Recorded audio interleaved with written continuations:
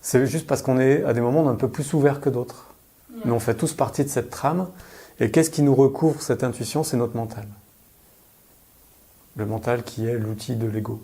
Ouais. Voilà. Mais c'est le mental qui est toujours en train de penser, qui remplit l'espace. Et c'est pour ça qu'on est obligé de faire des efforts de yoga, de méditation, pour forcer le mental à se calmer. Crash, bend, crash, talk, hit, stumble, struggle, crash, bend, crash, talk, hit, stumble, struggle, crash, bend, crash, talk, hit, stumble, struggle, crash, bend, crash, talk, hit, stumble, struggle, crash. Les plantes, c'est un outil parmi plein d'autres. Ouais.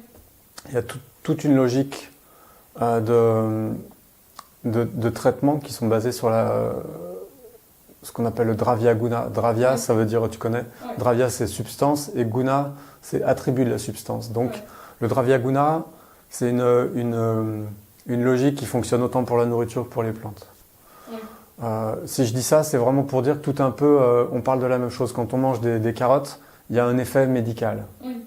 Oui. Comme quand on prend une infusion de thym, ou quand on boit du café, ou quand on boit de l'alcool, ou tout ça, Ouais. il y a une logique. En Ayurveda, il n'y a pas de dogme. On ne dit pas, faut pas manger ça, faut manger ça. Donc parler des plantes, c'est vraiment juste un outil qui va permettre de rééduquer le corps. Globalement, l'Ayurveda, la logique de l'Ayurveda, c'est compter uniquement sur le pouvoir naturel de guérison qu'on a tous. Ouais. Voilà. Et quand on a un dysfonctionnement de métabolisme, de n'importe quoi, toute logique ayurvédique aura pour but de rééduquer le corps à fonctionner naturellement. Ouais. Donc cette énergie naturelle de guérison, on va comprendre pourquoi elle n'est pas fonctionnelle et on va s'affairer à lui redonner sa fonctionnalité complète pour que naturellement on retrouve notre état de santé normal et naturel. Ouais. Les plantes, quand on utilise des plantes, je ne veux pas exagérer, mais c'est presque déjà qu'on a raté quelque chose avant. D'accord. D'accord? J'ai un rhume, je prends des plantes? Non, ça ne marche pas comme ça. Je suis malade, j'ai un rhume ou j'ai mal au dos. Pourquoi on a mal au dos? Est-ce qu'il y a un problème avec l'alimentation? Est-ce qu'il y a un problème avec l'hygiène de vie? Etc. etc. Et tant qu'on n'a pas répondu à cette question, on ne donne pas de plantes. Ouais. Et une fois qu'on a répondu à cette question, on va rééduquer l'hygiène de vie, l'alimentation, les pratiques sportives, les pratiques de yoga, etc. Et une fois qu'on a mis ça en place, si besoin, on peut donner des plantes. D'accord. D'accord. C'est secondaire par rapport à Ça- l'alimentation. Voilà. Ça peut être un traitement principal. Ouais. Chaque cas est différent. Ça peut être une logique principale. Mais si la personne a des mauvaises habitudes de vie, on ne donne pas des plantes. Oui. Parce que ça aurait une logique allopathique, symptomatique. Voilà. Et ça ne marche pas comme ça. L'idée, c'est de retrouver ce pouvoir naturel de guérison. Et si la personne n'a pas conscience de sa capacité à prendre soin d'elle-même, Ouais. la plante ne va pas fonctionner en fait. Oui, oui, oui. Voilà. Ou alors mal.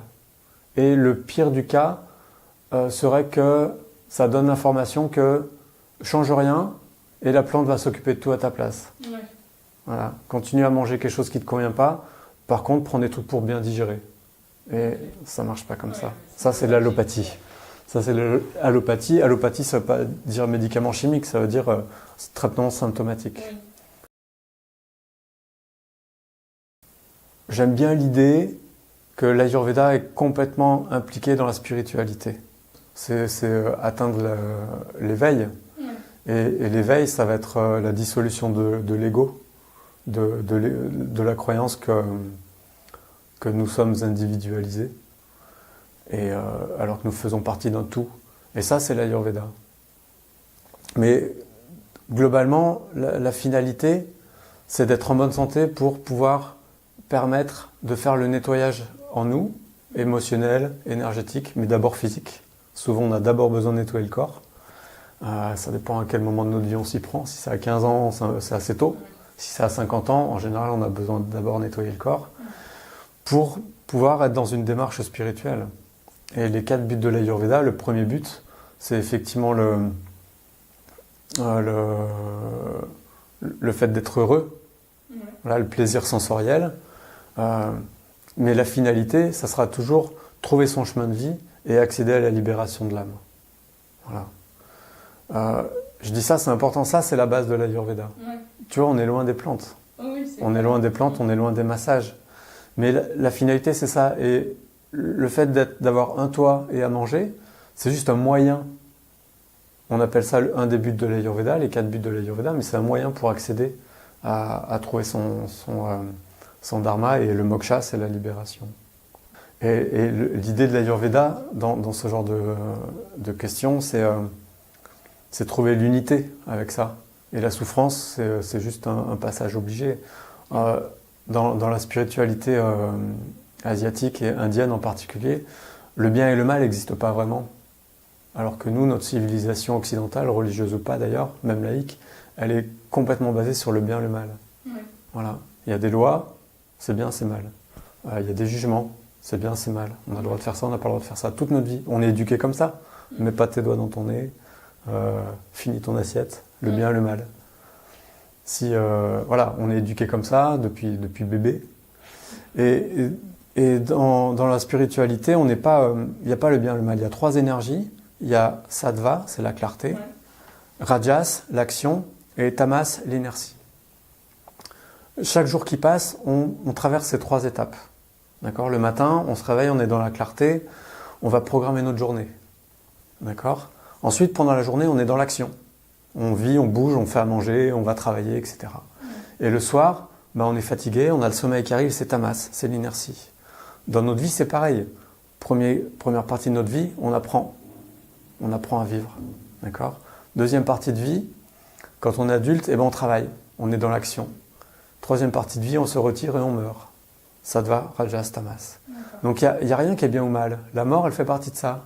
La mort, c'est tamas, mais c'est pas un ennemi. Ça fait partie de l'histoire. Un lion qui mange un zèbre en Afrique, c'est pas bien ou mal.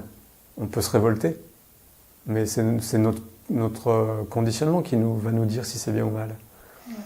Mais ça fait partie de l'histoire, donc ça c'est vraiment important. Ça fait une très très grosse différence avec la civilisation occidentale. Et ça nous demande de faire le grand écart, parce qu'on est quand même complètement imprégné de ça. C'est clair. Donc il faut apprendre à se déconditionner.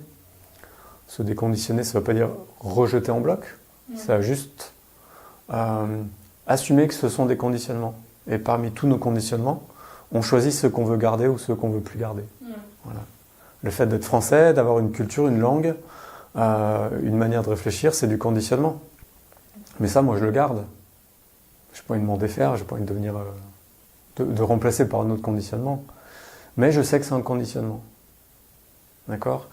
Toute notre croyance de ce qu'on existe, c'est un conditionnement. Et vraiment, j'insiste, l'idée, c'est pas de se débarrasser de ce conditionnement, c'est de savoir que c'en est, D'en prendre conscience. d'en prendre conscience. Ouais, c'est le principe de l'anthropologie aussi. Ah ouais, Prendre ok. conscience, Prendre conscience que, en anthropologie, je pense que vous faites que ça. ouais, Un individu, il est conditionné même avant sa naissance. c'est ça. Il est conditionné par tous ses karmas, il est conditionné par l'ADN de ses parents et de ses grands-parents, etc., etc. Donc, le jour de sa naissance, il est déjà super conditionné.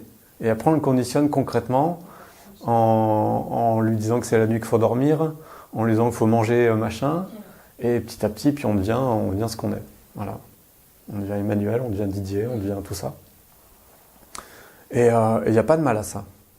Il n'y a pas de mal à ça, il y a juste savoir que c'est du conditionnement. Et c'est vraiment important. Et ça, c'est la première étape vers l'éveil, en fait.